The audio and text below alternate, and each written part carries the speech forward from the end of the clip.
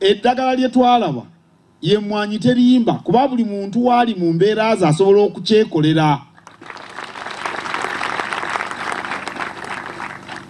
Omuntu bw'asimba emmwanyi atandika okuzinoga oluvannyuma lw'emyezi 19 okutuuka ku myezi 2.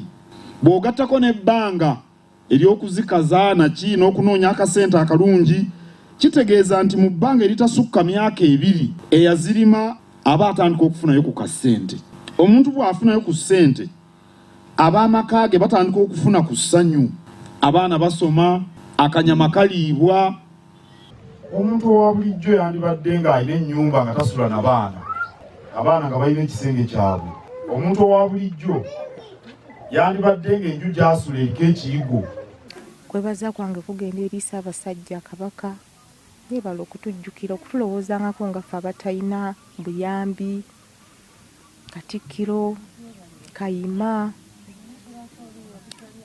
abatongole, kuba bonna bakoze omulimu gw'amaanyi.